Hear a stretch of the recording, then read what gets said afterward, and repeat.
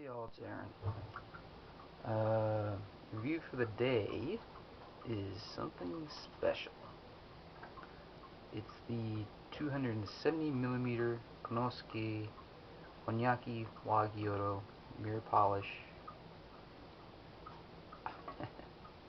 For those of you who know me, you know I own just a few Konosukes, and this is easily qualifying as their crown jewel.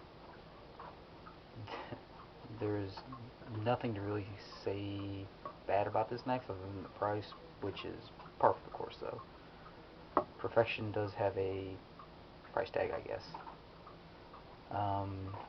It's actually really light. It only weighs about slightly over 8 ounces, so you're talking about 136 grams. And just for a little comparison, the Konosuke White number 1 clocks in at about a little over 7 grams, or 203 grams ish, as it has a little bit of sharpening but not a lot done to it, but still. And just for a little comparison of size.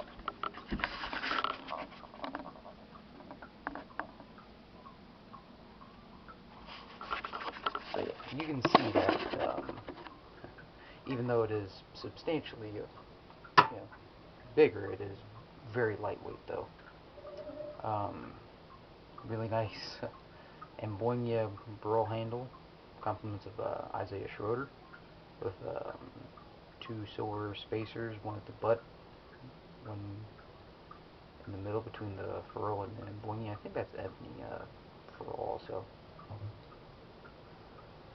But out of the box, it was phenomenally nice edge. I mean, one of the few where you really can't muck about with it too much to make it any better. And as you saw from the first video I did, the onions, it performs really nice. But since it's my day off, no real reason to blow through product, like a madman today, which may or may not happen. We'll see. But yeah, let's see what this thing can do on some product here. We'll start with the little potato test for stickage here. On stick.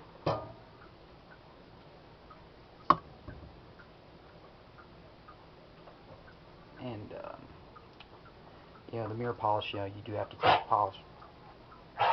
Sorry about that. That's the dog sitting there chewing on his bone. But mirror polish, you will have to, if you want to keep it polished, you're either going to have to go through the old polishing process like Salty did in his video, which works really well if you want to keep it that way. If not, let the patina just go on it. I will probably try to keep mine a little bit polished as much as possible, but there again, that's just, if you want to take the time.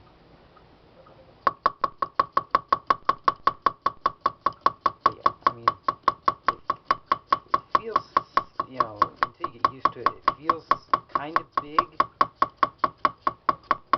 but, just the lack of weight just makes it,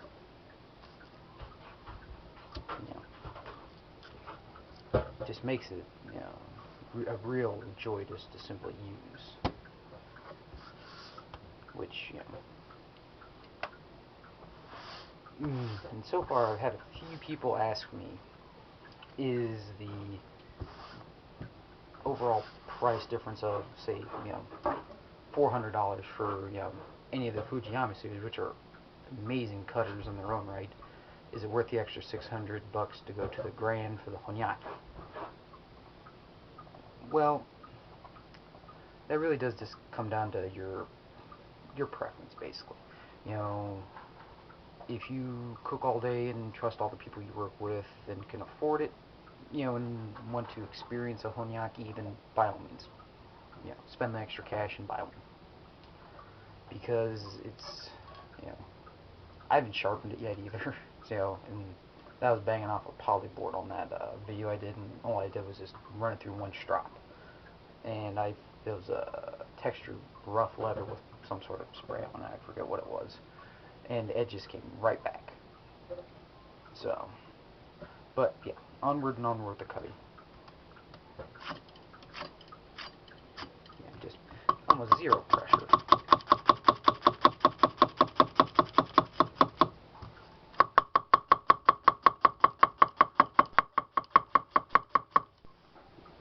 Really nice flat spot towards the heel.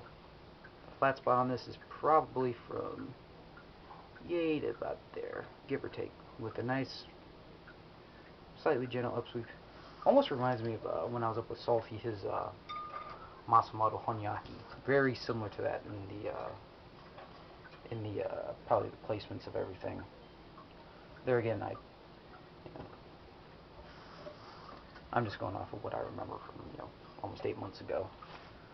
But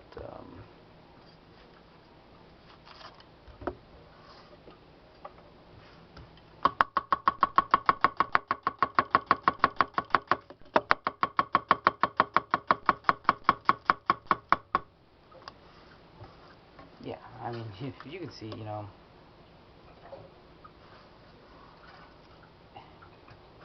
still getting back to that question, is it worth it? And there again, I say, you know, I had wanted one for a while, so it's like, hey, I had the opportunity, and I took it. And I'm not, there's no buyer's remorse about it whatsoever, because it is just such a nice knife. It's basically, it's it's thicker than the Konosuke White Number 2 laser, which is really nice in their own right. And it's thinner than the Fujiyama series, which, once again, awesome knives in their own right. But this is just, it captures the best of everything else of the two series. The thinness of the laser with the performance bases of the Fujiyama with the convex edge and everything else, and yeah, you also get the mirror polished in the in the Honyaki being the single steel without the jacket. But it's also really nimble though, as you saw when I basically brunoired that onion. But for the shallot,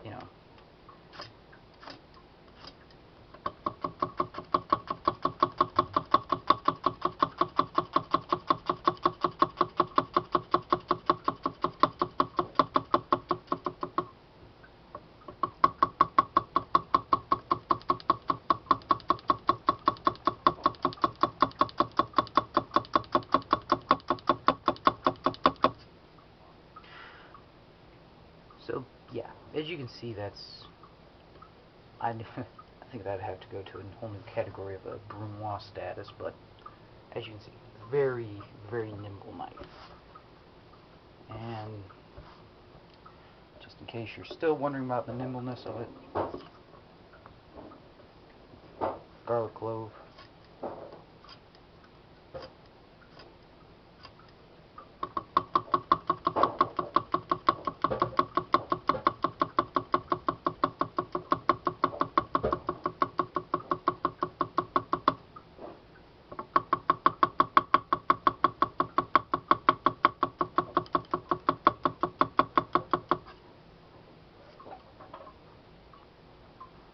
So,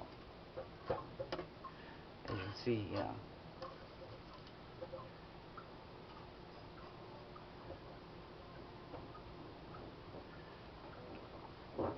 so once again, what makes this a great Gyoto is, like I said, it's the best of the Fujiyama series. Not only that, best of the Konosuke brand. It's the culmination of pretty much all their knives. From the grind aspect to the steel, to the polish, fit and finish, immaculate. I mean, like I said, the only problem is the price tag. You want to drop $1,000 on it, hey, more power to you, or whatever Mark has them up for nowadays. But I take nothing away from the other brands, but there's a reason this is the best of the best. So there you have it, $1,000 Honyaki in my possession now, and will be forever. Thanks a lot.